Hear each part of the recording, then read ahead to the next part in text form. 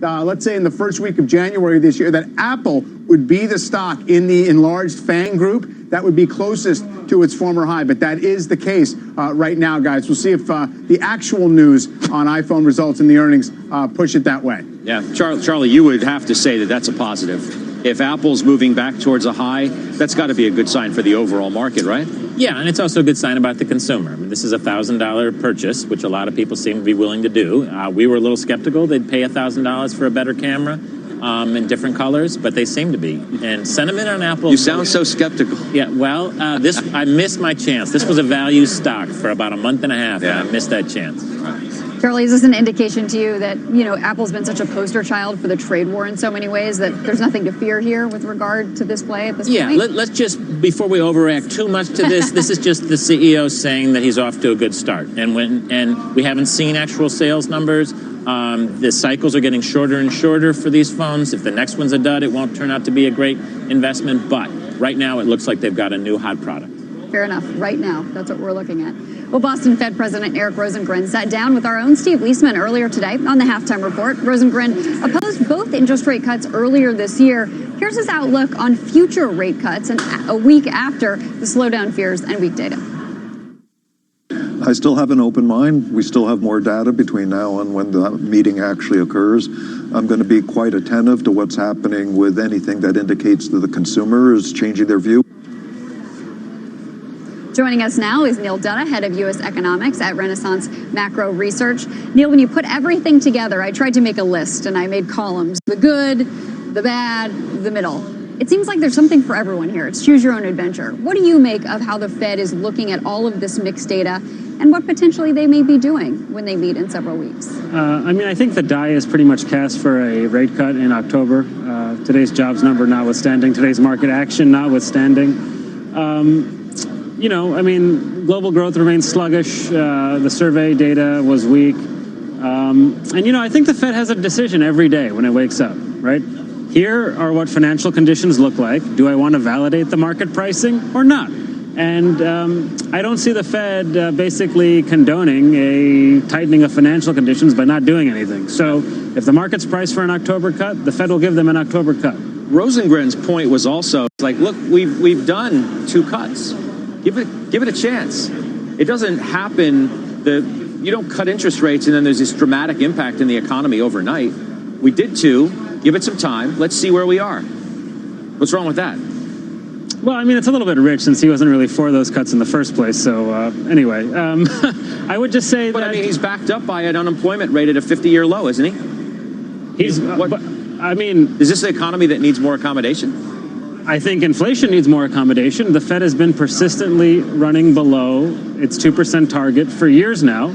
At the same time, the strong economy is welcome, but it's also putting upward pressure on the U.S. dollar, and that has a mechanical impact on the Fed's outlook for inflation. So if the dollar is strengthening 10%, you put that in the models the Fed looks at, that means core inflation is going to be maybe 20 to 30 basis points lower a year from now. So I think the Fed, and look at the unemployment situation, right? You mentioned 3.5% unemployment. If I told you 10 years ago we'd have 3.5% unemployment and wage growth would be 3%, I think you would have laughed me out of the room. But that's exactly what we have. So If I told you the same thing, if I said we've got all of that and we're having a debate over whether the Fed should cut interest rates for the 3rd time, you would have told me you're out of your mind. If you told me inflation was below 2%, I'm not so sure I would. They have a mandate, right? Their mandate is full maximum employment, which they don't know what it is, and inflation, which we know is below 2%, with expectations for inflation slipping not only in the markets but also in survey-based measures of inflation expectations. Look, I think the Fed's justified in cutting. I'm not an economic bear. I think that's widely known. I do think the economy is in a good place, but I also think it's in a good place because the Fed's doing what they're doing. Charlie, don't you think it's interesting or potentially dangerous that the market is really counting on the Fed for a bailout, more or less? When you have bad data, the market rallies because it's like, oh, well, no, the Fed's got to cut. They're going to save us. Isn't that a dangerous proposition to be in? Yeah, so we've seen a little change in that dynamic, Courtney. This week, the market went down on bad economic data, even if it increased the chance of a rate cut. And it went up today on decent economic data. So I would say we're right now in a point the market wants a better economy, even at the risk of losing a rate cut, which is what I think, frankly, we should be at. Yes, we're technically below 2% inflation, but barely. We're like 1.8. Today's wage number was 2.9. So I think we're in a very good place with the economy, very good place with inflation. I don't think we should be cutting rates. Interesting. I mean, Powell earlier today was saying it's his job to keep the economy going, to keep he said it in the past. So our job is to keep the expansion going. They're going to cut. And we know that, Charlie Evans outed himself a couple of weeks ago when he basically said he was good with where they were, which basically, through a process of elimination, you know that the Board of Governors at the Fed are all on board for another cut between now and the end of the year, which is in their dot plot. I agree that the data can help and the Fed can give the data and the markets a little bit of more time to align. But as I say, financial conditions are important and the Fed has a choice. I mean, Powell has said repeatedly that one of the reasons why the markets and the economy are up is because we've priced in a lower path of interest rates. So that's an admission that he's going to follow through on those expectations. We shall see. We'll get some more thoughts later on, too, when Ms. Mester is sitting here with us, the Cleveland Fed president. Thank you very much, Neil. Thank you. Charlie, you'll be here for a while longer. Still ahead. Don't miss our exclusive interview with the said Cleveland Fed president, Loretta Mester. We're going to get her take on the jobs number, the Fed's path going forward, with expectations now rising for an October rate cut. And up next, Salesforce CEO Mark Benioff giving a warning about the future of capitalism. I really strongly believe that capitalism as we know it is dead. After the break, we'll discuss whether companies need to rethink their priorities with CalSTR's Chief Investment Officer, Chris Ailman. The relaxing sound of fresh, cold running water.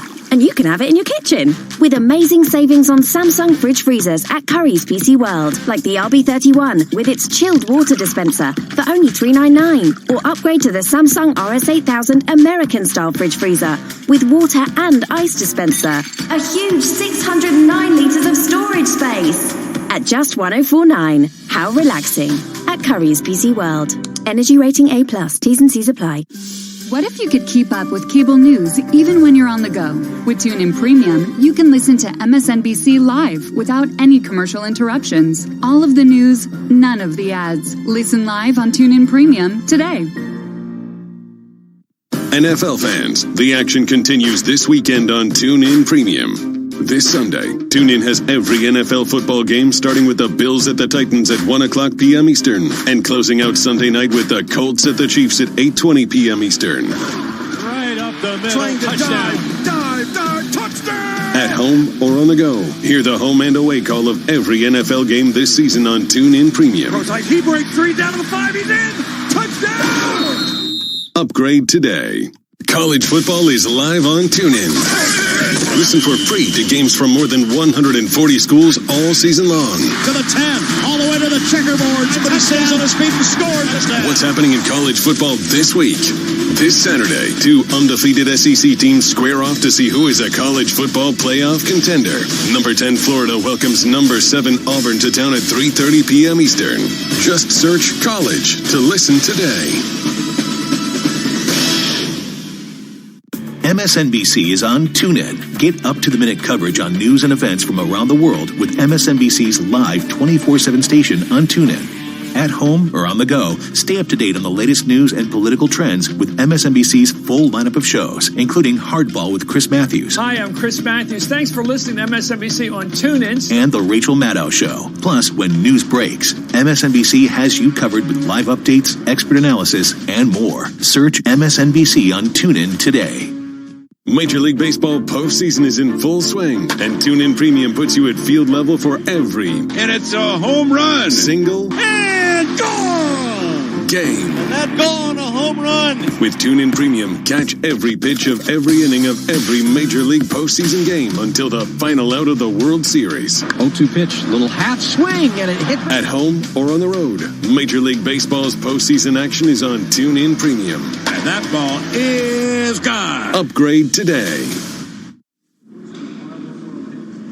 45 minutes left to go in this trading week. Communications company Avaya is jumping today after announcing a strategic partnership with cloud company RingCentral. The partnership will accelerate Avaya's transformation into the cloud. Those stocks are both up more than 25%, Avaya up 28%, RingCentral up more than 27%. And amusement park company Cedar Fair has reportedly rejected a buyout offer from Six Flags. Six Flags had offered Cedar Fair a $4 billion cash and stock offering. Cedar Fair shares down 3%, and Six Flags shares are up 1% at this point. Well, Salesforce CEO Mark Benioff speaking at the TechCrunch Disrupt conference yesterday, addressing the changing landscape for capitalism. I really strongly believe that capitalism as we know it is dead. That we're going to see a new kind of capitalism.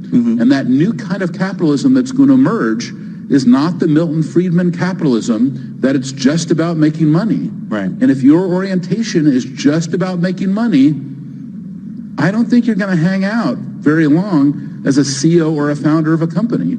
You have to be more than that in today's world. You certainly have to be more than that in San Francisco. And that's because you certainly need that have to be more than right? that in our tech industry as well. Let's bring in now Chris Ailman. He's the Chief Investment Officer at the California State Teachers Retirement System. The CalSTRS Fund has been changing the way it's investing and looking at environmental, social, and governance factors. Chris, good to see you. Good to see you. Yeah, what do you think about what Benioff said?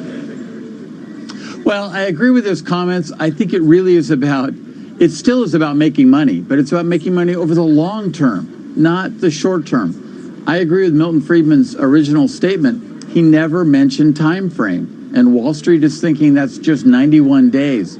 To me, it's about 30 years, and that's what Salesforce is about making money over a long time period, which means you have to consider these other factors about E, S, and G. I mean, are you telling me that, going forward, you're going to be looking at social impact scores, for example, as much as you're looking at analyst ratings and other things when deciding whether to invest in a company? Scott, I'm telling you, we do that right now. When we look at a company, we look at their financial statements, but then we also look at how they operate. How do they treat their employees? What's material to the company? Because not all these issues are material to certain companies. To somebody like Salesforce, you care about how they've done on the Me Too issue. You care about how they're doing with employee turnover.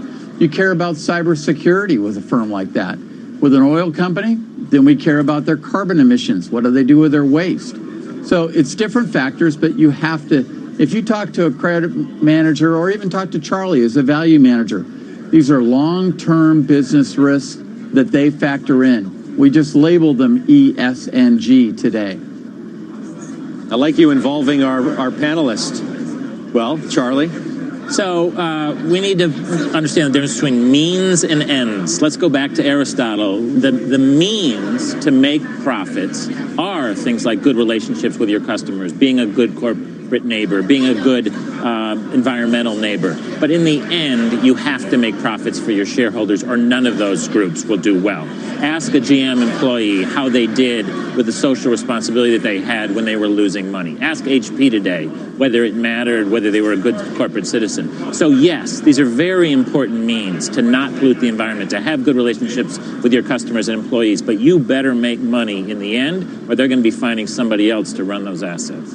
Chris, can you give us any examples of some of the investments that you're looking at that would sort of satisfy both of these long-term profits for your investors, but that are also following the ethos that you're buying into at this point for the ESG? I absolutely can, because most of our investments, particularly long-term, I don't want a company to cut corners today just to make profit. I need them to make that profit over the next 10, 15, and even 20 years. So if you look at our private equity portfolio, and I know a lot of people would say, hey, private equity cuts corners. They don't. They make companies more efficient, which I agree with Charlie. It's the means to make profit over the long term. So you look at our infrastructure investments, very long-term patient capital, adding value to society, which, makes us money. Because in the end of the day, I'm about making money. Real estate transactions. If you own a property in an office building, it better be LEED standard. It better be environmentally sensitive for the employees and for the tenants, because they want better energy prices and they want to operate more efficiently. But what if the company was making less money, to go back to Charlie's point, but was more socially responsible? Would that be acceptable to you as an investment opportunity? You would be willing to sacrifice a company's money-making ability because it was doing better socially? Scott, let me turn that around and say, yes, I'm willing to see them cut their earnings now if it generates profit into the future. It's still about turning a profit, but far too companies are focused in just on the next 91 days and doing things that sacrifice profits 3, 4, 5 years from now. I need those future profits. I don't need today's profits as much as I need future profits. So you're getting into nuances where people get hung up on. I'm not about companies being for just social causes. Companies exist to make money over the long term, and they've got to do that by providing some good to society. Otherwise, people aren't going to buy their products or invest and give them capital. Chris, Governor Gavin Newsom did sign this executive order sort of asking you to favor these green initiatives or these green investments. How far do you have to shift your portfolio to make sure that you're complying with this executive order, or are you already there? We've been doing things in environmental areas for over a decade, actually probably 16 years now. And I just met this morning with a representative of the governor's Department of Finance to talk about how they're going to build this up between the 3 pension plans and develop it. So it's still at the early stages, but all 3 of our pension plans in the state have been doing clean energy investments, environmental investments for over a decade, and it's a matter of building upon that. So we applaud the effort. We're going to work with the governor. Our board is already looking and started yesterday looking at a low carbon future. People don't realize how much climate change is going to impact everyone's portfolio, and we're trying to factor that in now, and we'll work with the governor to find solutions into the future. Chris, I know we'll be talking about this again more in the future as well, hopefully with you. Thank you for joining us today, Chris. You bet. Thank you.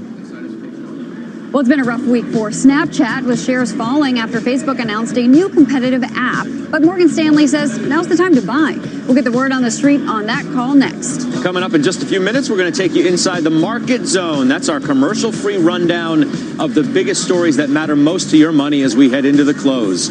Stay with us. We're back right after this. There's golf. And there's the golf lifestyle. Shop with Golf has everything you need to go from the drinks to the links to the boardwalk and the boardroom. This is the sweet spot for the moments you love and the looks you'll love even more. Because golf's more than a game. It's a lifestyle. Live the lifestyle at shopwithgolf.com.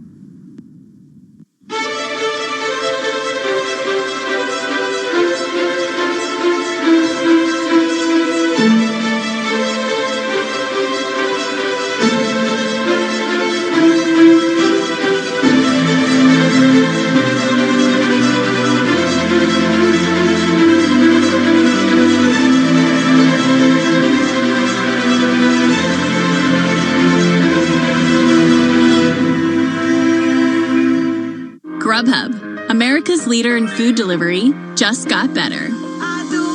Introducing Perks, millions of dollars in deals and free food nationwide. Download the Grubhub app today and see the perks waiting for you. Your brain is an amazing thing, but as you get older, it naturally begins to change, causing a lack of sharpness or even trouble with recall. Thankfully, the breakthrough in Prevagen helps your brain and actually improves memory. The secret is an ingredient originally discovered in jellyfish. In clinical trials, Prevagen has been shown to improve short-term memory. Prevagen, healthier brain, better life. I want more! Give me more! Tulip Mania Tulip prices, they drop the bottom. was the first market crash. Get out!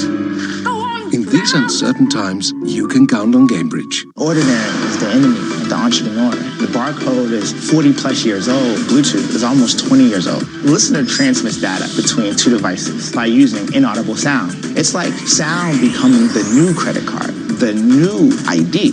For the consumer, it's going to be easy. It could be mobility, it could be a retailer. I want to go in, get my coffee, and I want to get out. The consumer journey is at the heart of our economic growth. This is the future of business. I watch CNBC.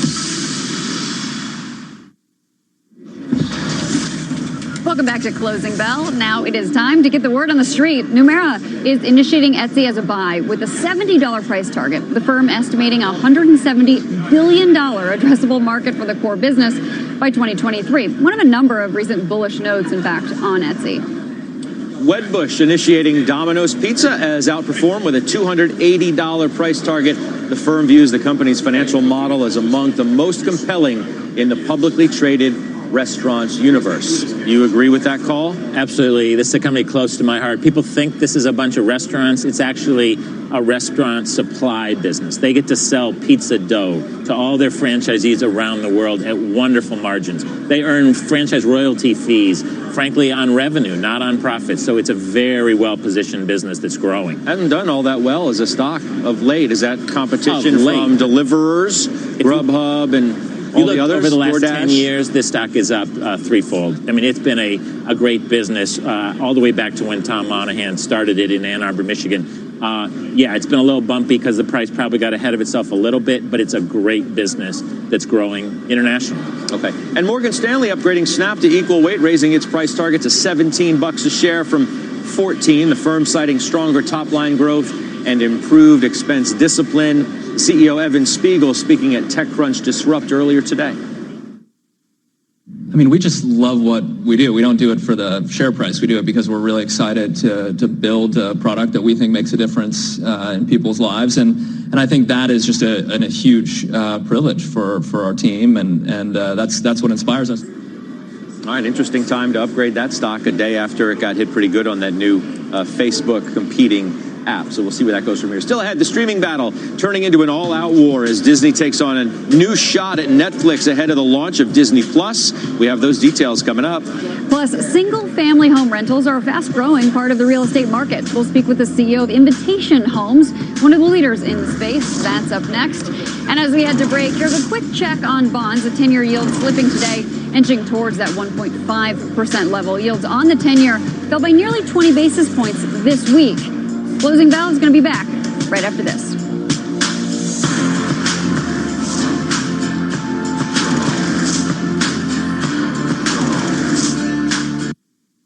The Bond Report is... Today, your information is more exposed than ever. When you shop, sign in, or browse, you could be vulnerable to cybercriminals. More online threats demand more protection. That's why new Norton 360 provides multiple layers of protection, combining device security, secure VPN, password manager, and cloud backup all in one solution. Get new Norton 360, starting at $24.99 for the first year. The chance of being abducted by aliens is about 1 in 7 million. Oh, unlucky. Never mind, at Curry's PC World, there's a 1 in 10 chance to get half your money back on all 2019 LG OLED TVs, like the LG C9, described by Which as simply the best. Its Dolby Atmos gives you a surround sound experience that's out of this world, and there's up to £500 off. So the question is, are you feeling lucky? At Curry's PC World. T's and C's apply. GB16 plus, see currys.co.uk. Live from the TuneIn Studios, I'm Fonseca with your daily sports update. Major League Baseball action continues. Today, we've got the Rays at the Astros. This one's going to be at 2:05 p.m. Eastern. We've had to kind of create some momentum here the last 15 games of the regular season because of the pressure that the A's and the Indians put on us. So we've been on a nice roll here lately. Once again, 2:05 p.m. Eastern, Rays at the Astros, Game 1. Right here on TuneIn. That's your TuneIn Sports Update. TuneIn puts you on the sideline for the 2019 college football season free all year long. With college football on TuneIn, hear the home and away call for more than 140 schools live, regular season matchups and rivalry games, conference championships and bowl games, the college football playoff. And throwing, he's got it in stiff arm, end zone, touchdown! You can listen to it all for free at home, on campus, or on the road. Hear the excitement and pageantry of college football all season long free on TuneIn. The MLB is in full swing. Looking up, and this one is up and out. A home run. Swung on and into the air to deep left. That ball is high. That is far. That is gone. To listen, just search MLB Today on TuneIn Premium so you don't miss a moment of the games on TuneIn. You love TuneIn for live breaking news from CNN, MSNBC, Fox, CNBC, and more. But when you can't catch your favorite show as it airs, it might just be a click away as a podcast. Search your favorite news station to explore all the on-demand news shows on TuneIn. Hey, NFL fan. Can't watch the game? Can't be there? We've got you covered. With TuneIn Premium, you can hear every NFL game live as it's happening, or catch it later on demand. Anytime, anywhere, all season long. Got about 29 minutes left to go here until those closing trades are in. We are at or near session highs right now on the Dow, but who knows what can happen, right? With 29 minutes left to go, it's been a wild week. Let's take a look, though, at what's been driving the action today. An ambiguous jobs picture, but the headline unemployment rate drops to its lowest level in a half a century. The president projects an optimistic tone on trade negotiations with China, which resume next week. And Fed Chairman Powell says the economy is in a good place, and it's his job to keep it there. An interview with Fed President Loretta Mester is coming up in the next hour. You're going to want to make sure to stay tuned right here to the closing bell. All right, in the meantime, let's go to Sue Herrera, who has a news update for us. Hi, Sue. I do indeed, Scott. Thanks so much. Here's what's happening at this hour, everyone. Microsoft says hackers linked to the Iranian government have targeted a U.S. presidential campaign as well as government officials, media targets as well, and prominent expatriate Iranians. The company declined to identify the campaign, citing privacy concerns. Prosecutors say that they will retry a man on manslaughter charges for allegedly turning a San Francisco Bay Area warehouse into a cluttered maze that killed 36 people when a fire broke out at a party in December of 2016. Jurors last month could not agree on a verdict on 49-year-old Derek Almena. Harvey Weinstein has lost his bid to move his sexual assault trial out of New York City. A 5-judge state appellate panel rejected that motion, and postponement of Weinstein's trial now set for January. And Fit for Life is recalling its Spree Ultra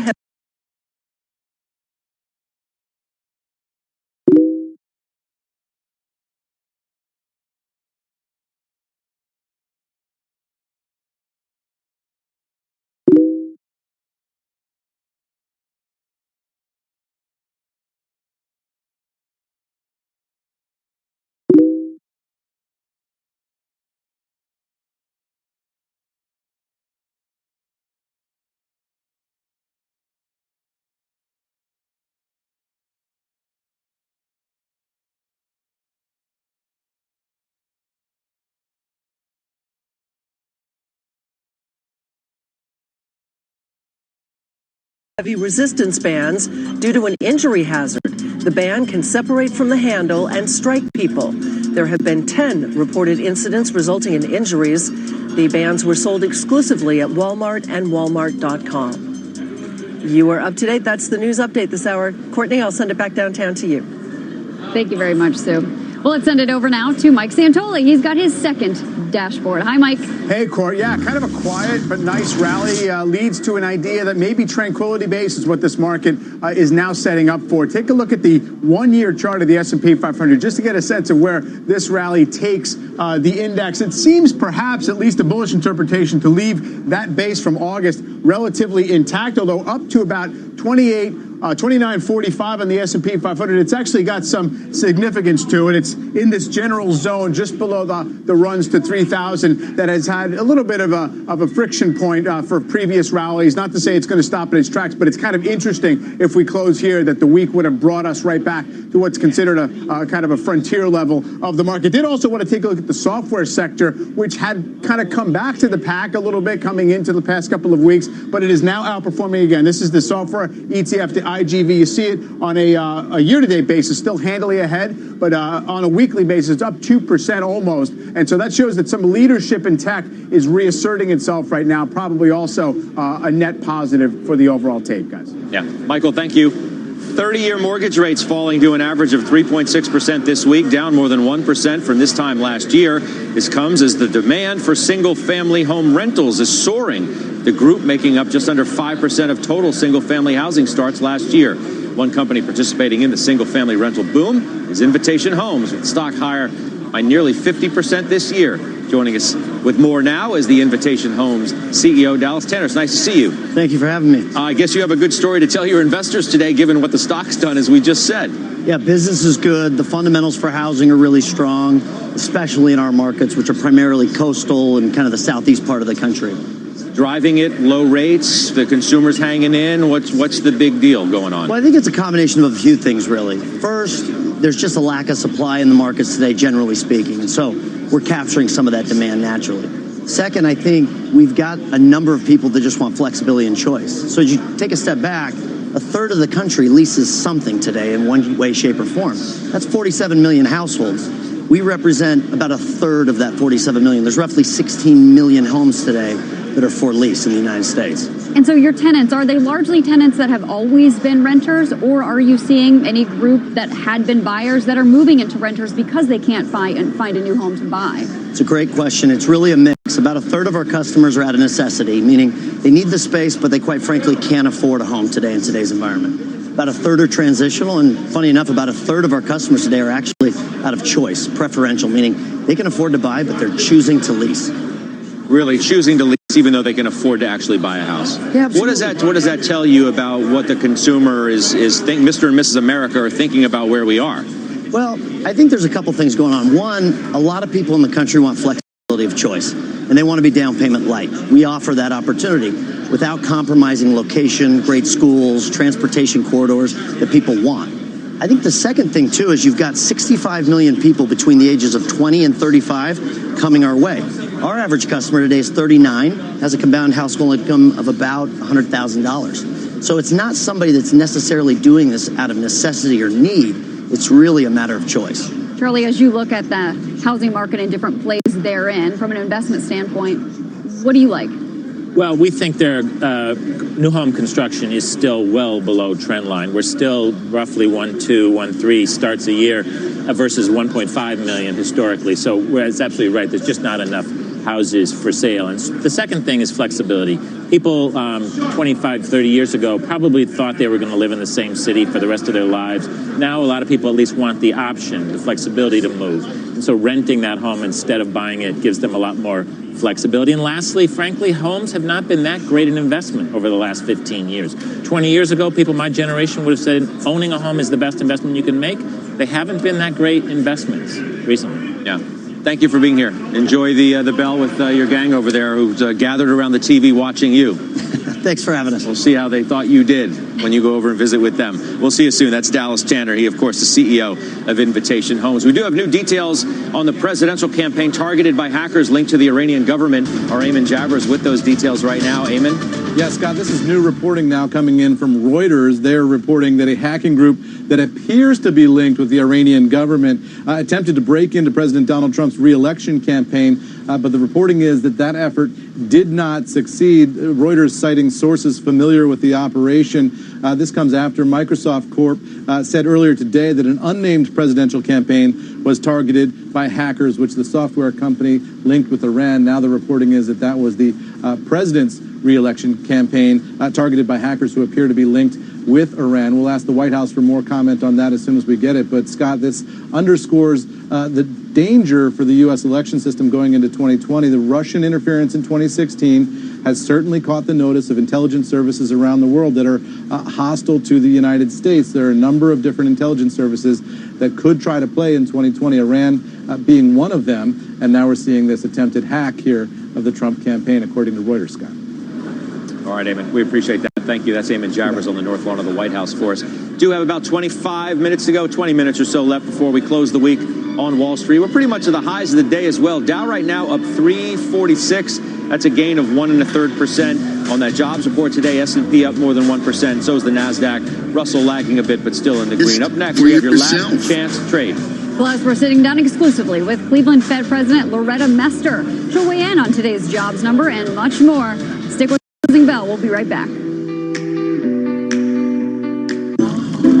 You should be mad that this is your... ESPN Radio and TuneIn just go hand in hand. Hi, this is Mel Kiper Jr. reminding you that all of your favorite ESPN Radio shows and events are right here on TuneIn. Just search ESPN Radio to begin enjoying it today.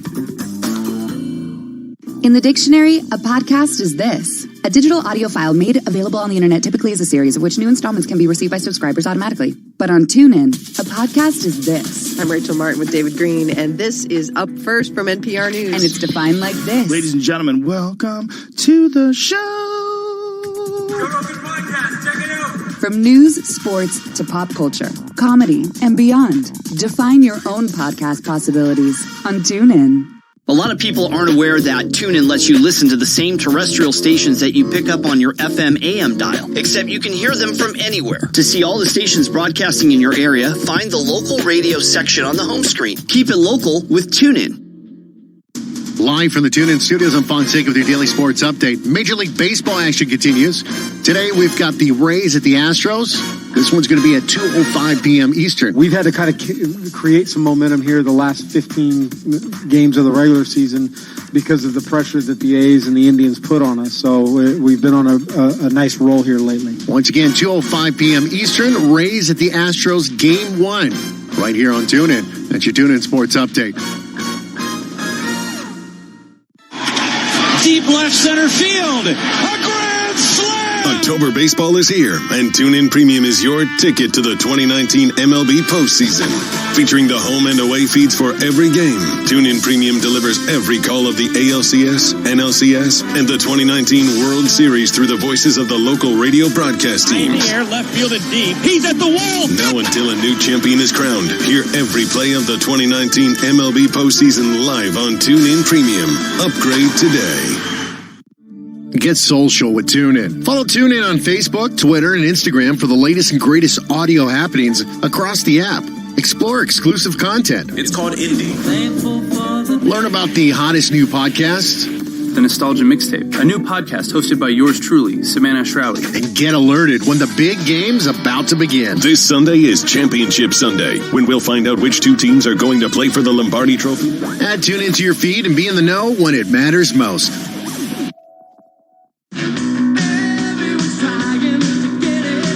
We're back on the closing bell. A little less than 20 minutes to go on this Friday on Wall Street. Stocks are pretty much highs of the day, led by the financials, then technology and utilities. 10-year yields at its lowest level of the week. So you've got some yield plays there with utilities working, but financials and tech are big time in the green. Even energy putting in some green today. Well, as Scott mentioned, we've got about 18 minutes left to go. So 18 minutes to make a move into the weekend. Charlie, what is your last chance trade?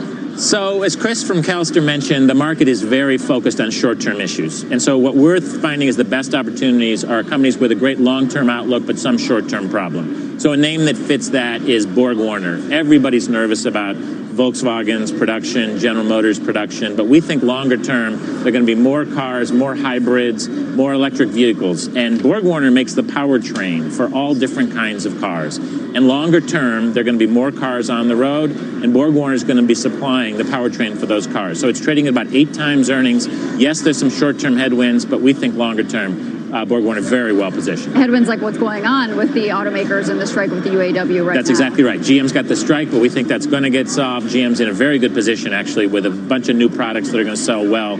Borg Warner has a lot of product on GM vehicles. So Borg Warner, short-term issues, but longer-term great opportunity. So undeterred by the underperformance of the stock. I mean, and that's by a number of different metrics, too. Yeah. It's not just, 3 months. It's 5 months, a year. You got my drift. Yeah, no, absolutely. This has been a tough time to be an investor in any kind of value stock, as you know, Scott. This is a quintessential value stock, trading at 8 times earnings because of cyclicality. Right, but I thought we were at a point, though, where value had been outperforming, though. Isn't this for a month? The time? For a month, maybe. Even over 3 years, we're still trailing. Even year to date, the Russell 1000 value index is still under the 1000 growth. So, yes, we had a better month, much better month, but we still got a lot of catching up to do. Yeah, I hear you on that. All right, this is the last commercial we're going to take, by the way, before the close. We're going to bring you uninterrupted coverage of the final minutes of trade and bring you up to speed on everything an investor needs to know. We're going to take you inside the market zone when Closing Bell returns.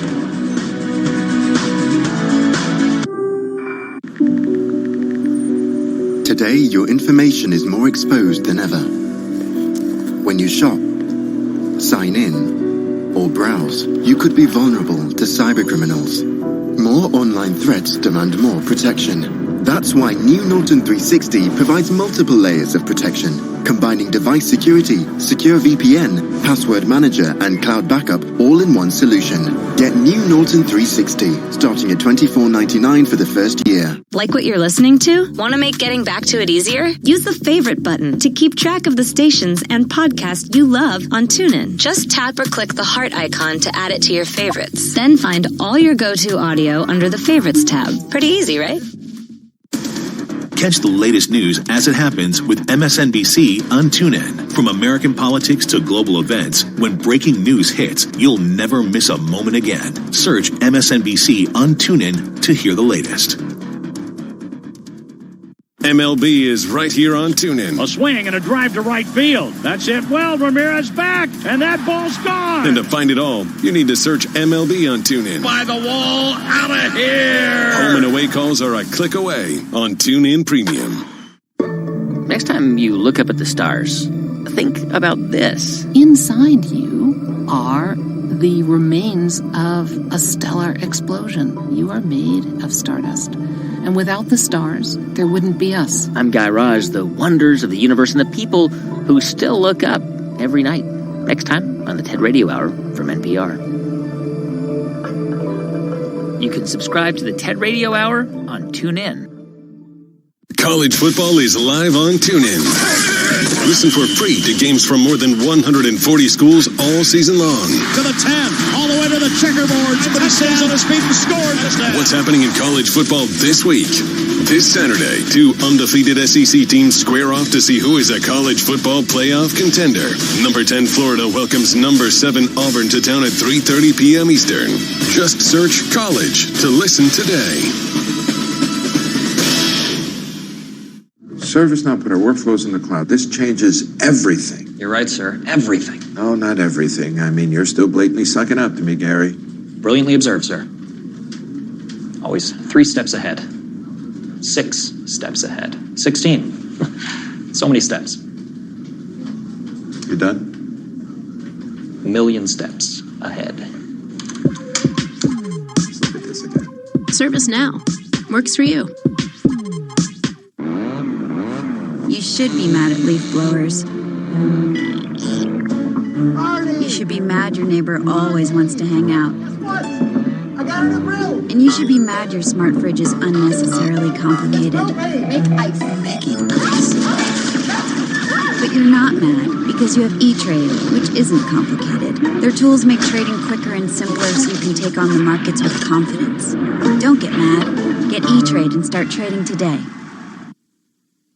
The Market Zone is sponsored by E-Trade, the original place to invest online.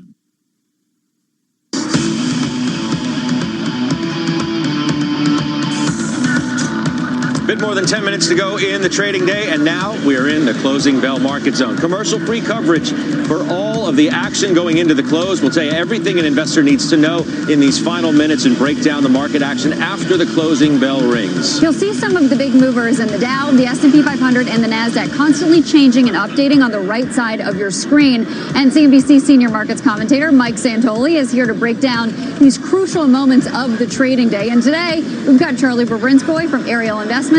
He's here as well to help us maneuver through these final minutes before the closing bell sounds. Let's kick things off with Apple. That stock leading the Dow today. Japan's Nikkei reporting Apple increasing production of its iPhone 11 models by 10%, or roughly 8 million units. It's a big deal. And it's hard to believe this stock is almost back to its high. It's been somewhat quiet, even though it's had a great run. It has had a great run. Investors are a little bit wrong-footed on the idea that the iPhone could be a success. I think that's significant, and it is impressive it's back up toward its highs. The question is it going to get back to those highs, which is just a few dollars up from here, $232 a share, just as it gets a little bit overbought, just as it runs out of a little bit of gas? That's a short-term story. Longer-term story is I think there's a lot of comfort just with, I guess, the balance of the business at Apple right now. Charlie, we talked about this a little bit before. Do you think that there's more room to run here for Apple, that you'd be maybe a long-term investor, regardless of what happens with the demand for the iPhone 11? For a great company like this, sentiment moves around a lot. You got to buy this company when the sentiment is bad. So right now, I would actually today say sentiment is pretty good, so I would actually wait a little bit. But it's obviously a wonderful company long-term. Yeah, it's hard to trade Apple. I mean, people have learned the hard way of trying to trade around and pick the right entry point. As Jim Cramer says, own Apple, don't trade it. Absolutely fair enough. And it's leading the Dow here today. Well, shares of HP Inc. are falling to lows not seen since February of 2017, after the company announced it will cut up to 16% of its workforce. Let's bring in CNBC's Josh Lipton for his take. Josh, what do you think? Is this just the beginning of more to come as they go through changes under a new CEO? Yeah, so Courtney, so you do have a new CEO coming in here, right? Enrique Lores is a veteran of the company. He's taken over from Dion Weisler. And what he's really acknowledging here, Courtney, is that his printing business does have real challenges. And so he is quickly taking some really bold action in a couple of ways. One, he is cutting costs. He's going to eliminate up to 9,000 jobs. As you noted, that's about 16% of his workforce. Says it's going to help save the company about $1 billion by the end of fiscal 2022. But he's also making these really fundamental changes to his printing business. And remember, printing supplies, so ink and toner, that is HP's bread and butter. That's its profit center, but it's been facing these real challenges. You know, traditionally how it worked is HP would sell you a printer at a loss and then make money on the ink. Problem is customers were going to different vendors for that ink. So new game plan, right? So now we're going to keep selling you those cheaper printers, but they only work with HP ink. So in other words, he's going to try to really lock in those customers, or you can buy more expensive printers and choose whatever ink you want. That stock is just getting shelled today, as you mentioned. I checked in with Evercore's Amit Daryanani. He covers the name. He says, listen, what you're seeing there is people are worried. It highlights the magnitude of the uncertainty about this company's profit center. And Daryanani says, listen, it's a bold action, but we don't know whether it worked. Will customers really gravitate to this new business strategy? Back to you guys. All right, Josh Lipton, thank you. The battle over streaming dominance turning into a full-blown war as Disney now bans advertising from Netflix across its entertainment networks. Julia Borston joining us with those details. Julia?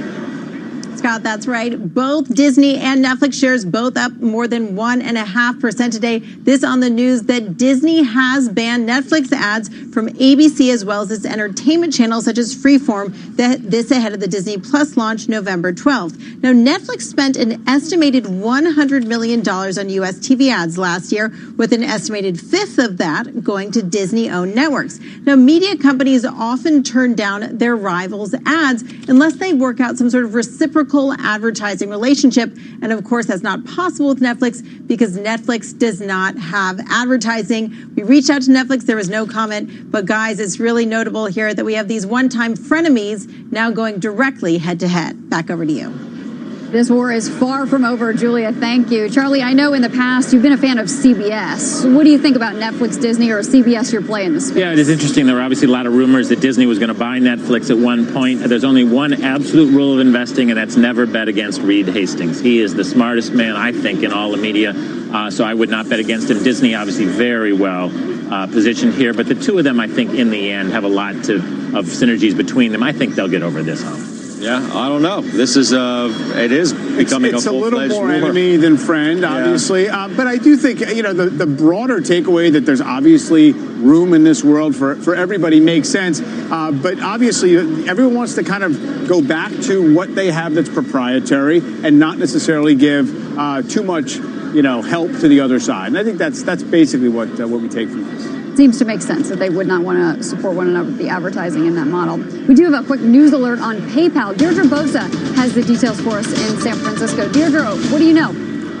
Hey, Courtney. Well, this is a major blow to Facebook's Libra efforts. PayPal is backing out of the Cryptocurrency Association. In a statement, PayPal says that it has made the decision to forgo further participation in the Libra Association at this time and continue to focus on advancing our mission and business priority. The statement goes on to say that PayPal remains supportive of Libra's aspirations and looks forward to continued dialogue on ways to work together in the future. But guys, PayPal is one of more than 24 members of the Libra Association. Them opting out in particular is a blow because David Marcus, the Facebook executive heading up the efforts, was formerly a PayPal executive. Just more context, earlier this week, the Wall Street Journal reported that other members such as Visa and MasterCard were themselves reconsidering their involvement. They gave us no comment. Remember, the founding members of the Libra Association, they're set to meet or planning to meet October 14th in Geneva, Switzerland. So we'll see what happens between now and then. Back to you. Thank you, Deirdre. We will see if PayPal pulling out does impact anyone else in that group. Well, here we have just about 5.5 minutes left to go, and stocks are sitting here at nicely in the green as we end this week after what has been such a wild run.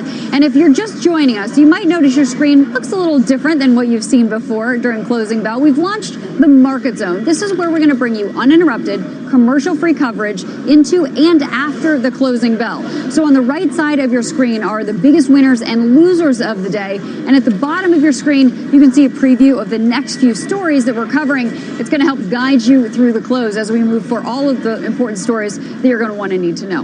All right, JP Morgan out with a new note on General Electric. Seema Modi has those details. Seema. Yeah, that's right, Scott. Widely followed JP Morgan analyst Stephen Tusa sounding the alarm again, taking aim at the company's aviation unit, saying it, quote, offers materially less growth with greater risk and therefore less value support than consensus assumes. Now, in a 92-page report, Tusa argues that while the market may value the business at around $100 billion, he sees it closer to $30 billion, saying it's worst positioned among its peers. Now, the company's aviation arm specializes in building aircraft engines and is widely considered a source of strength. CEO Larry Culp, in fact, recently saying that it is in a competitive position. But this analyst report is certainly being circulated among Wall Street, and you can see the stock is down 1.6% on a day where the broader stock market, Scott, is up. Yeah, a lot of people talking about, not that the $5 price target is new, right, but when you put a $5 price target on GE, it's nonetheless jarring. It's very jarring. And also, this gets at, I think, one of the bull cases, or at least the fallback arguments about GE, which was that you could take some kind of comfort into some of the parts. That somehow these were good assets obscured, by lots of trailing liabilities and a lot of other noise. And if you're calling into question the real underlying value of GE Aviation at the same time that they're trying to carve out healthcare, it obviously undermines a little bit of the nerve for the bulls. Yeah, less than 5 minutes to go before the close. Mike has more on the market internals today as we're trying to push a 400-point gain here. Yeah, on the surface, I mean, actually a little bit of a slow-motion buying panic into the close if you look at some of the breadth of. But take a look at the equal-weighted S&P 500, the RSP ETF. Look at the lagging behavior. Actually, on a one-day basis, it's lagging, the RSP. And as you see there, also on a week-to-date basis, today that widened out. That shows you it's really the very large cap names in the index. People are buying them just for exposure today, and so the average stock not doing so well. If you want to look at the breakdown of volume, up and down volume, it's positive. It's about 70% to 30% up to down volume. But that's not necessarily something where you'd say this is an overwhelming buying frenzy that essentially means it's a huge breadth thrust. Still good, but I would say that today has a little bit of a shape of investors. They got caught not owning enough stock and panicking back in because we didn't get bad news on jobs. Overall volume's lame, too. Someone was pointing that to me earlier. I mean, like, really lame. On some level, up days, you almost always have less volume than down days. But you're right. It's not necessarily like people rushing in and buying loads of individual names. You got tech, of course, leading the way. Apple seeing some really nice gains. On yes, and that would check off your boxes, right? It's Apple, it's Microsoft, it's a lot of the bigger names. In fact, a lot of the winners for the year are at the top of the S&P 500 right now. It's not bottom fishing. This is buying the old leaders today. Makes sense. Thank you very much, Mike. Well, here we got just over 2 minutes to go. We are in the market zone. Let's send it over to Rick Santelli. He's going to give us a nice check on bonds before we head to the weekend. Hey, Rick. Hi, I'll tell you what a wild week, a wild day. Look at the intraday of 2-year note yields. Doesn't look too threatening, unchanged on the day. But if you open it up to 1 week, we are down 24 basis points on the week. That is huge. And if you look at a month-to-date chart of 10-year note yields overlaid with the S&P 500, you can see maybe stocks enjoyed today's employment report, but the Treasury market certainly didn't seem to pay attention. It's going in the different direction. Bertha screaming booming NASDAQ into the close today. Yeah, and NASDAQ is the only major index, Rick, which will close higher for the week, recovering after all the volatility we saw, in large part because of Apple's gains, up 7% for the week, which has pulled up tech and chips in particular on pace to snap a 2-week losing streak. When you look at the biggest losers for the week, Tesla among them with disappointing auto numbers this week, but also you're seeing a lot of the airlines this week are lower as well. BioMarin bucking the trend in biotech, but Piper Jaffray notes that biotech funds and healthcare funds have seen withdrawals for 7 straight weeks, Bob, and a lot of those are in the mid and small cap area. Over to you. 29 of 30 Dow stocks up to this afternoon, Bertha. Quite a nice run. 3-1 advancing the declining stocks. The jobs report just strong enough to allay fears about possible recession, but not strong enough to completely dispel the idea. Take a look here. We had Merck moving up nicely, JP Morgan, Visa, United Health. So you got fintech, you got regular tech, and you got healthcare all leading the charge. Overall, for the week, the S&P 500 down only 0.4%. What a wild ride here. 1,200 points to the downside in the first 3 days. And then on the Dow, essentially a 900-point rally in the final 2 days. Really extraordinary range here. VIX closing about 17. It had been as high as 21. There's the closing bell. Dow up 368 points.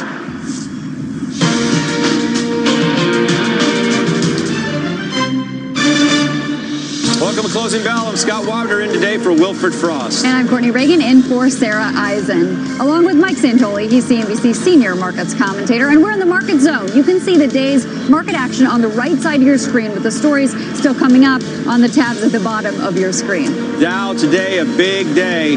Best day for the Dow and the S&P, in fact, since mid-August.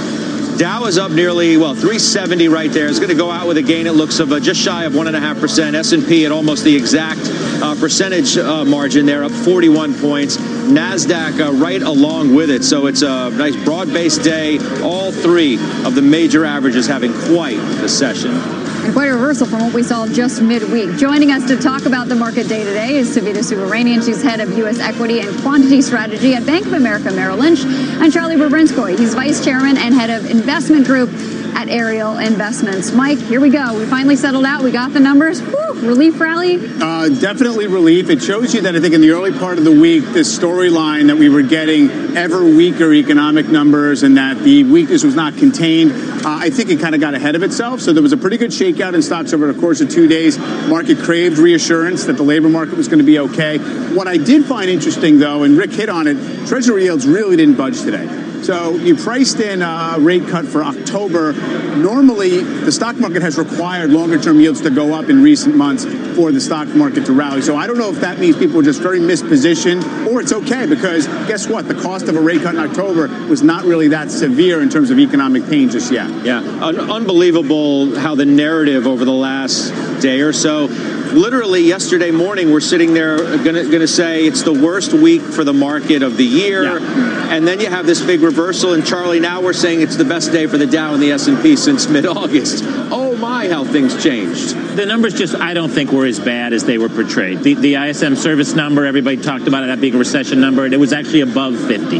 Anything above 50 is growth. Oh, the market started to rally at 10 o'clock yesterday when that number. The first number came out, and the first headlines were weak, below estimates, but then when you really dig into it, it's still showing growth. And then the jobs number, not only was it a decent number with decent wages, we actually had revisions on the old numbers up more than 40,000. So I think the overall picture is frankly better than okay. And Savita, it seems like you think, look, this volatility, you can kind of expect it. Look at what we're looking at and all of these different factors. Well, is that where you still sit here going into the weekend? I think so. I think you should brace yourself for more. I mean, it's interesting because the first 10 days of October are actually a really interesting time for investors because 3 things are happening. It's quarter end. People are positioning for like the end of October, the capital gains. And we're also positioning for year end. So the first 10 days of October, you make the most money historically by selling the most overweighted stocks in mutual funds and buying the most underweighted stocks. And that's exactly what we've seen so far this week. It's kind of interesting. You've made at least 100 basis points on that trade. And I think that that's likely to continue. It's just repositioning. I think that's what's going on. You want to rethink, though, your note and your commentary from earlier in the week when you suggested that the gains were in? For the S&P? Yeah. No, I'm still 2,900. I mean, here's the thing.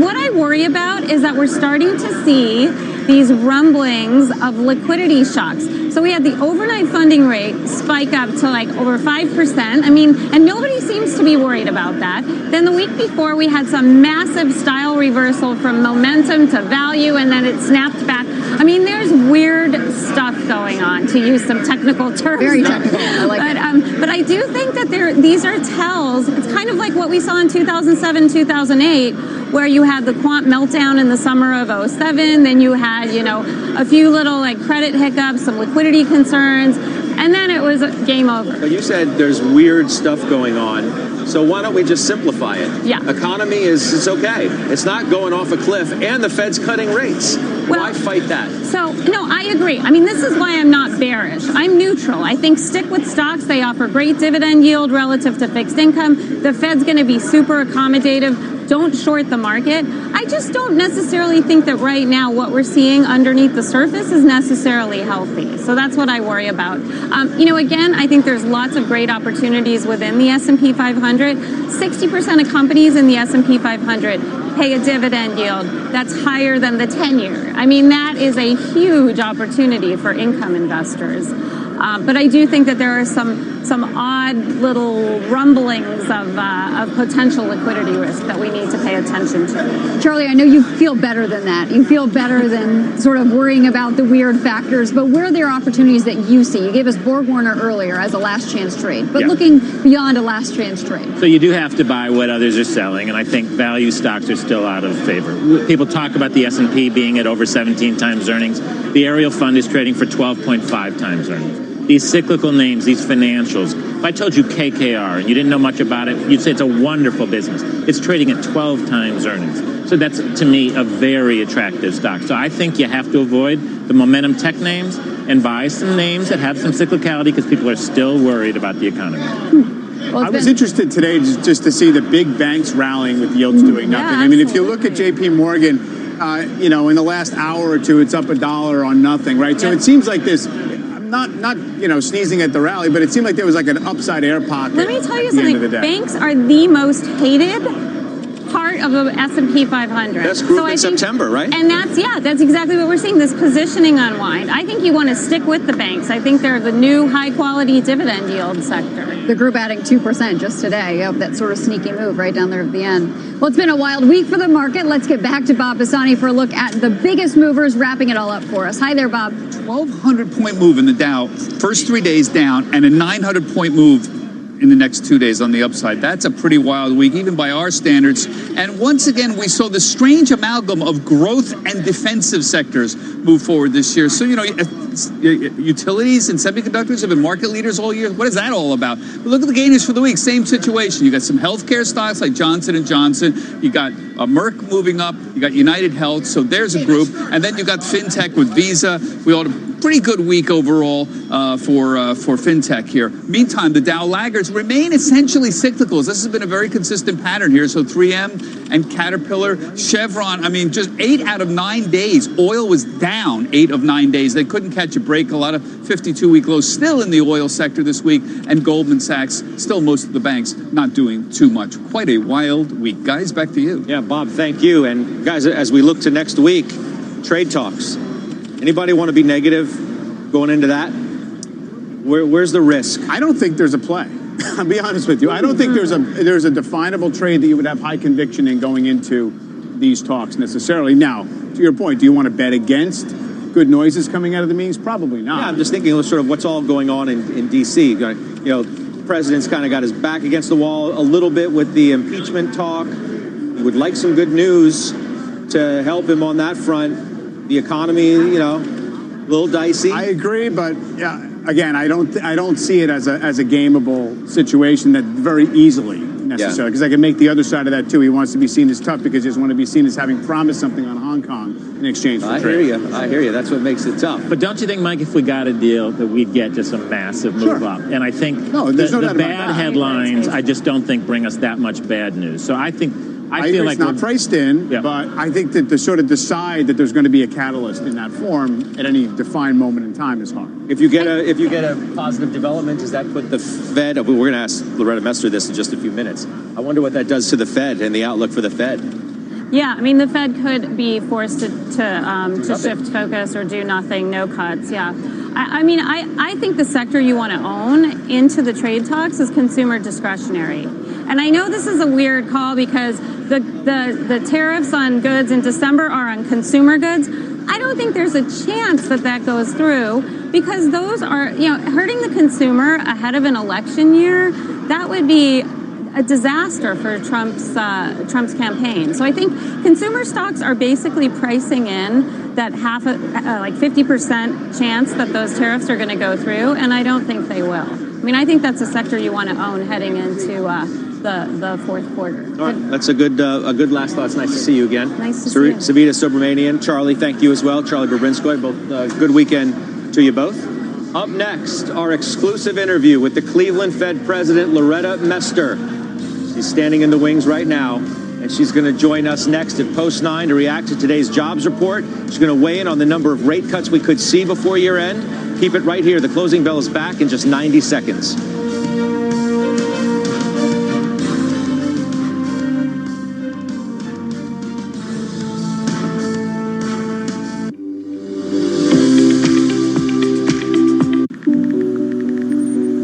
Today, your information is more exposed than ever. When you shop, sign in, or browse, you could be vulnerable to cybercriminals. More online threats demand more protection. That's why new Norton 360 provides multiple layers of protection, combining device security, secure VPN, password manager, and cloud backup all in one solution. Get new Norton 360, starting at $24.99 for the first year. The relaxing sound of fresh, cold running water. And you can have it in your kitchen. With amazing savings on Samsung fridge freezers at Currys PC World. Like the RB31 with its chilled water dispenser for only $3.99. Or upgrade to the Samsung RS8000 American-style fridge freezer with water and ice dispenser. A huge 609 litres of storage space. At just $104.9. How relaxing. At Currys PC World. Energy rating A+. T's and C's apply. The MLB is in full swing. Looking up, and this one is up and out. A home run. Swung on and into the air to deep left. That ball is high. That is far. That is gone. To listen, just search MLB Today on TuneIn Premium so you don't miss a moment of the games on TuneIn. Well, we've heard from a number of Fed officials as investors await the next Federal Reserve meeting in late October. Boston Fed President Eric Rosengren, who voted against cutting interest rates last meeting, sat down with our own Steve Leisman earlier to clarify his position earlier today on Halftime. I still have an open mind. We still have more data between now and when the meeting actually occurs. I'm going to be quite attentive to what's happening with anything that indicates that the consumer is changing their view. So I think there's still a little bit more data before the meeting. I don't think I should prejudge it at this point. We've already had two easings. Easings don't have their impact immediately. And just last week on this very show, we heard from St. Louis Fed President James Bullard explaining why he believed the central bank should cut rates again this year. Inflation's actually below target by our preferred measure, and inflation expectations certainly seem well contained at this point. So I think we have room to maneuver here. I think we can take out the insurance. And like I say, if we don't need it, that's okay. We'll just take it back in 2020. All right, joining us now on set for a CNBC exclusive interview is another member of the Federal Reserve, here to give her take, Cleveland Fed President Loretta Mester. It's nice to see you. Thanks so much for being here. Thanks for having me. All right, you're going to break the tie. All right, you got Bullard on one side, Rosengren on the other. Is this an economy that needs more accommodation with an unemployment rate that hit a 50-year low today? Yeah, so the economy is actually doing pretty well overall. You're right. That employment report was a pretty good report. Unemployment rate is at 50-year low. The job growth is pretty consistent with trend job growth. I mean, still above trend job growth, but slowing from last year. And coming into this year, we knew that things were going to be slowing down. because we were above trend last year, pretty strong economy last year. Really now, it's really, are we slowing more than that or not? And the headwinds that we're getting on the trade side of things, on export growth, the weak growth abroad, of course, feeds into our export numbers. I think that's a headwind that we have to take seriously and watch to see if that actually is going to have a bigger impact. We've had 2 cuts thus far. Rosengren was kind of like, maybe we should see. It takes a while for this all to filter into the economy. If you had to say today, are you in favor of another rate cut or not? Well, I don't have to say today. And in fact, I won't say today because I really think it's important that we really look at the incoming economic information that we're going to get as we work up to the end of the month meeting. And so I think this is a particularly important environment where you are very attuned to what's the incoming economic and financial information telling you. What are your business contacts telling you about what they're actually doing because of some of the uncertainty out there? And then use all that information as you walk into that FOMC meeting so that you can bring that to the table. So, let's take the time that we have here to actually observe what's going on in the economy. And Eric's right. I mean, the 2 rate cuts have not fed through into the economy. The consumer is such an important part of the economy, 70%, of course. We saw consumer confidence hit a nine-month low. But then I spoke with the CEO of Best Buy, and she says, yeah, we're concerned, but we haven't actually seen a change in consumer behavior yet. What are you seeing from the consumer, and are you worried that it could change? Yeah, so the consumer side is 70% of GDP, so that consumer spending number is important. And so what I'm looking for are the weaknesses that we're seeing in trade and in manufacturing going to spill over to the consumer? So far, we have not seen that. And our business contacts are telling us that the consumer side is holding up. Yeah, you're right. The data, monthly data, there's some, tweaks in there, but it's still at a high level consumer confidence. It's really what's going to happen going forward. You could think of a scenario where there's spillovers from the manufacturing weakness, the uncertainty over trade policy, that kind of dashes the consumer. But if you think about the fundamentals, wages and income growth have been holding up very well. The fundamentals underlying consumer spending still look good. And our contacts, our board of directors, bring in information about what they're seeing on that side. Still say that things are holding up there on the consumer side. It seems we're at a time where there's many different ways you can characterize the inflation situation. I mean, market-based measures of inflation expectations have recently gone to multi-year lows, and then whenever you get the official reports, people say, well, the median CPI, right, the Cleveland Fed or the trimmed mean, look like the trends for the core are basically holding near 2%. How does that filter into the next rate cut decision or rate decision? Yeah, I mean, so it's incredibly important that we get to our 2% goal, right? And that we maintain it and have it sustainably, around 2%. My view of it is that, we're reasonably near 2%. Inflation expectations, I think, are at the moment well anchored. I think the market-based measures are a little hard to read right now because we know that there are term premium and freight and risk premium there. And the survey measures, they've been moving a little bit sideways. So again, I think my view is that inflation is going to gradually move up to 2%. I'm not going to overreact if we get it above 2% a bit. I'm not going to overreact if we get it under. And it's really an issue of maybe we need to keep the funds rate path more accommodative than otherwise because inflation's been running under, but not something that I would actively just change the path of the funds rate just because we've been running a little bit below 2. Is the economy softer because of the trade war, or is it because your policy is too tight? That's the Larry Kudlow view, and he said it again today. Well, I think that you can easily look at growth abroad, so global growth is slowing, right? Trade policy has created uncertainty, and the tariffs have an impact as well. And I think those factors really account for some of the slowdown that we've seen abroad and in the manufacturing sector in the U.S. and also the export side of the U.S. economy. Now, when we're thinking about monetary policy, we're always looking forward when we're looking at, our dual mandate goals, and we're going to calibrate policy to achieve those dual mandate goals. But at the moment, our policy is accommodative, and we're going to assess the conditions going forward and recalibrate our policy if necessary, right, to make sure that we achieve and maintain those goals. Does it bother you to take the fire from the president the way that the Federal Reserve has? I mean, he's called you all clueless. He has used that word. You know, I've worked at the Federal Reserve for my career. I feel privileged to be part of the Federal Reserve. I feel it's a very honorable institution. And when we go into that room and do our policy decisions, we're really focused on the dual mandate goal. The best analysis, the best information we have on the economy comes to that table. We bring it in from all parts of the country, and we do the best we can. And then we try to hold ourselves accountable for meeting those goals. And so that's how you have to approach policy in these times. There's always challenges out there, and you just have to look through it and stick to the knitting and do your job. As you talk about that dual mandate, we've touched on inflation. We had a jobs report today. Many look at it as a Goldilocks report. You could see some good, maybe some not so good. How do you read into that, and how does it play into a potential Fed decision? Yeah, I mean, I thought it was a pretty solid report. We expected to see some slowing in job growth as growth, overall output growth slowed this year. We are still above the estimates of what would be needed to keep the unemployment rate constant. So to my mind, that was a pretty good report.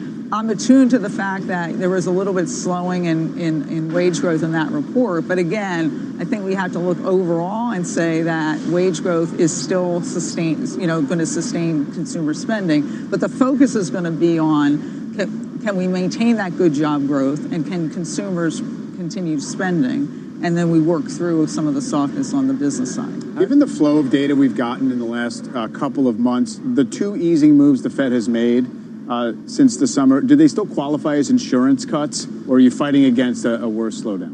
Yeah. I mean, I think the decision, the decision going forward is, right, we came in expecting growth to be slowing towards trend this year. There are these headwinds out there. There are risks out there, global economy slowing down, manufacturing slowing down here. And so there are downside risks on that forecast. And it's always possible that you could have a weaker growth than what you anticipated the trend. And that's the decision is growth going to weaken more than what we think, which is basically keeping growth at trend. So that's what the assessment's going to be going forward. And I'm going to be attuned to whether we have a more sustained labor market slowdown or consumer slowdown. And that would be, to me, the things that I'm focusing on. You brought up risk, and Eric Rosengren points to these co-working companies, not calling out WeWork by name, but as a potential risk. Looking at commercial real estate, WeWork obviously pulling their IPO. Is this a big risk for you, or something more in the commercial real estate market that you're watching? Yeah, I mean, I would say that when you're in a low interest rate environment, you do have to be attuned to some financial stability issues that low interest rates for a long time can engender.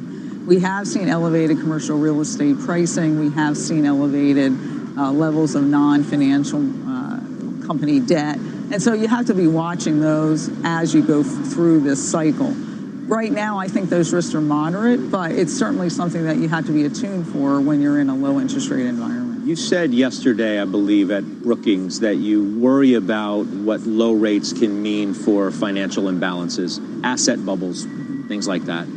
Does that shape the way you view what the next move by the Fed could be, at least as your vote would go? You worry about rates where they already are, and if you take them lower, what the ramifications could potentially be?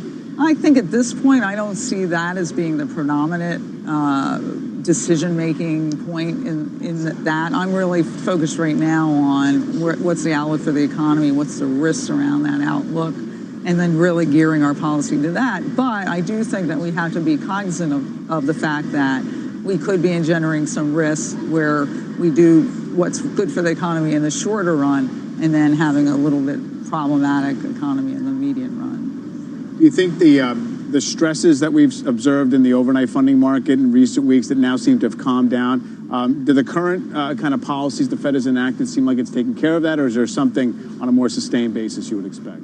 Well, I think that, we're going to be looking at this as we go forward. As the chair said, that we're constantly looking to make sure that we're providing enough liquidity so that our funds rate is in the target, Fed funds rate is in the target, and that there's enough liquidity in the markets. And so this is an ongoing process that we always do when we're trying to implement our policy decisions. I mean, on that note, you have some suggesting, like Jeffrey Gundlach, who I interviewed recently, who suggests the Fed's going to embark soon on QE light, what he calls QE light.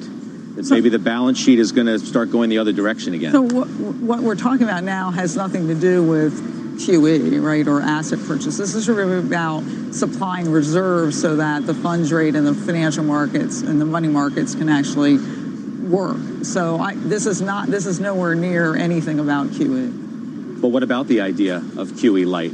Is there a chance that the Fed may do that, go down that path? When you hear that kind of thing, how do you react? Well, he's a well-respected investor who's closely followed. Yeah, what I would separate out monetary policy decisions from liquidity decisions and reserve supply decisions. Those are two separate things, right? What the question was about what was happening in the reserves market and the Fed funds market. That's about reserves and making sure that we have enough liquidity in the market so that the arbitrage can happen. A decision about what tool you use to go into your monetary policy. Right now, interest rates are our main tool, as we've said. Okay, Loretta Mester, Cleveland Fed President. Thank you for joining us here today on the Closing Bell. Thanks very much. Well, coming up next, Disney CEO Bob Iger pulling no punches against Netflix by banning its ads on most of Disney's TV platforms. Find out how that could impact the increasingly competitive streaming space later on the Closing Bell.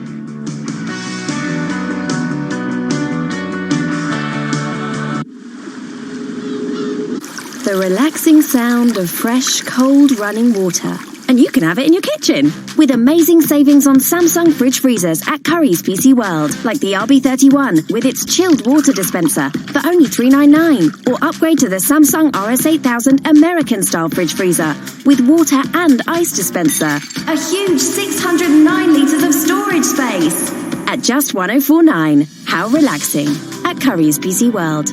Energy rating A+. T's and C's apply. NFL fans, the action continues this weekend on TuneIn Premium. This Sunday, TuneIn has every NFL football game starting with the Bills at the Titans at 1 o'clock p.m. Eastern and closing out Sunday night with the Colts at the Chiefs at 8:20 p.m. Eastern. Right up the middle, touchdown. Dive, touchdown! At home or on the go, hear the home and away call of every NFL game this season on TuneIn Premium.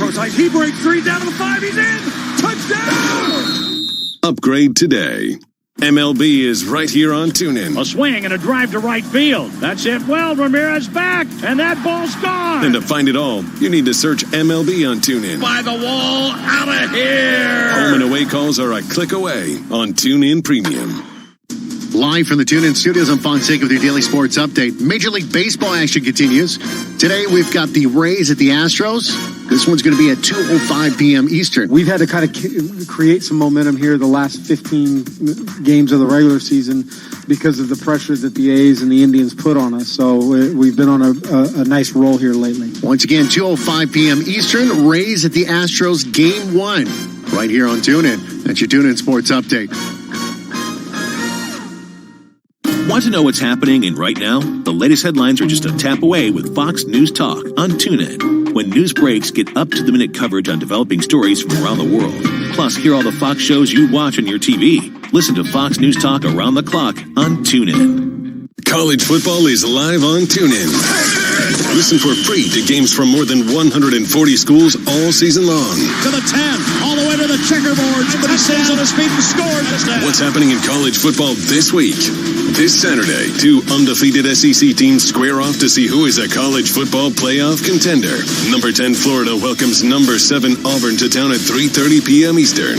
Just search college to listen today. Cycle would end with a whip. Now it's here. From this point on, you can't afford to own any of the newly minted money-losing IPOs because what you'll do is you'll lose money. Let's send it over to Mike Santoli for his third dashboard of the day. Hi, Mike.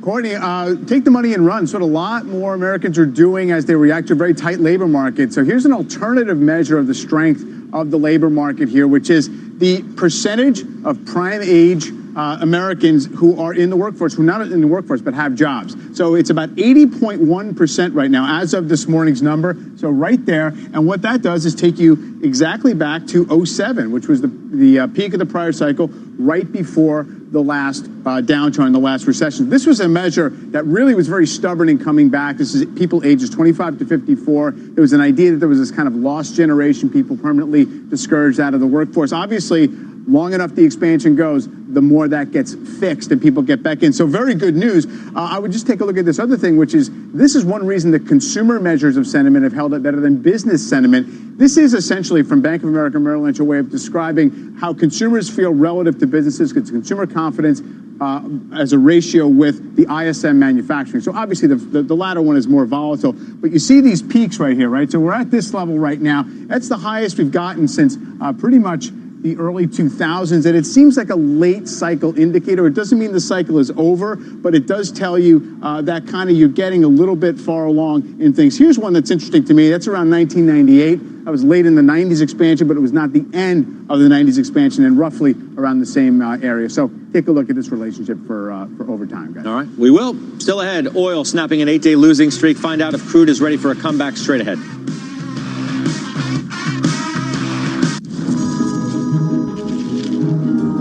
You're in charge of hiring, and Indeed has solutions, like online skills tests, which let a candidate show that they are the right hire. And we give you this toy monkey, who will bang its symbols when the right CV appears on your desktop. Okay, there is no monkey. There is no monkey. But there are online skills tests. See why more than 250,000 companies in the UK use Indeed for hiring. Visit Indeed.com/try today to try skills tests for free today. Terms and conditions apply. We could play epic music, or we could speak in an overdramatic tone, or even set off fireworks. But that's just not smarty. Instead, we let our offer do the talking. Right now, you can grab 25% off our unlimited data SIM. That's just $18.75 a month with no speed restrictions, no credit check, and no long contract to tie you in. Now that's smarty. Just search Smarty Mobile and switch today. It's easy. Offer available for a limited time only. See smarty.co.uk for terms. The relaxing sound of fresh, cold running water. And you can have it in your kitchen. With amazing savings on Samsung fridge freezers at Currys PC World. Like the RB31 with its chilled water dispenser for only $3.99. Or upgrade to the Samsung RS8000 American-style fridge freezer with water and ice dispenser. A huge 609 litres of storage space. At just $104.9. How relaxing. At Currys PC World. Energy rating A+. T's and C's apply. At Argos, save 25% off homewares across thousands of lines. Our autumn-winter home and furniture collection is here. So stylish, you can wear it. With Argos, you're good to go. Offer ends 8th of October. Conditions apply. Subject to availability. Selected lines. Here at LNER, we love giving you more value. And we all love more, don't we? More sleep, more sun, more me time. So we've added our new Azuma trains with more seats and more great value fares. In fact, there are 3,773 more £29 single tickets every week on our Azuma trains between London and Leeds. Brilliant. Book direct at lner.co.uk. Launching alongside existing LNER trains. Best day for that right there since mid-August. That's the Dow Jones Industrial Average. 372 points is the gain. We closed it out today at 26,573. Just yesterday, we were talking about it could be the worst week of the year for the stock market. And oh, how things changed. That big reversal yesterday, bit of a relief on the jobs report today, and that's the gain you end up with, just shy of 1.5%. It's time now for a CNBC News update with Sue Herrera. Hi, Sue. Hello, Scott. Hello, everyone. Here's what's happening at this hour. Teen activist Greta Thunberg taking part in a climate strike. The 16-year-old joined other students and activists at a rally in Iowa City. She pressed the crowd to urge leaders to understand the science behind climate change. As we all know, the UN Climate Action Summit was a failure. And that was unfortunately what we had expected. To stand behind and speak the science is still too uncomfortable for them, and that needs to change. A man paralyzed from the shoulders down was able to walk with the help of a 4-limb robotic system that he can direct and control signals from his brain. He was able to walk with an exoskeleton attached to the ceiling. An NYPD officer killed by friendly fire during a struggle with an armed man was honored today as a hero at his funeral. Hundreds, and some say thousands, gathered to pay tribute to 33-year-old Brian Mulkeen. The police commissioner, James O'Neill, called his death a tragedy and promoted Mulkeen posthumously to detective. You are up to date. That's the news update this hour. Courtney, I'll send it back downtown to you. Thank you very much, Sue. Well, energy, the worst performer this week, down almost 4%, despite crude oil rising today for the first time, though, in 9 sessions. It's the only sector with a negative year-to-date performance.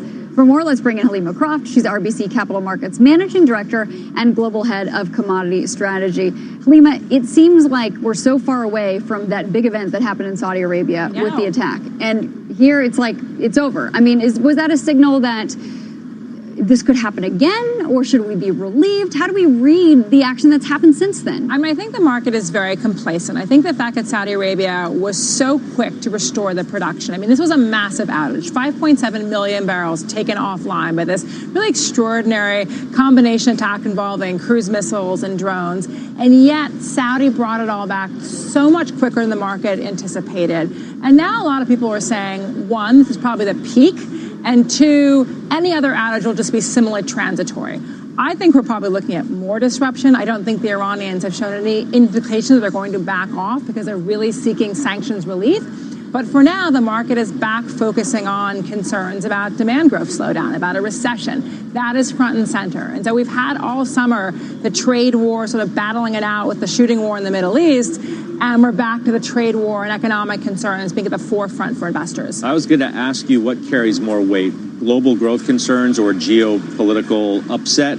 And it seems like the market just voted. The market just voted. I mean, the market is essentially saying, for now, we are going to be concerned about particularly what happens in China. China is the largest importer of crude oil. It's not surprising that crude oil reacts very negatively to trade war concerns. You know, what I think is interesting is 5 years ago, we had ISIS overrun Fallujah and Ramadi in Iraq, far away from the production zones.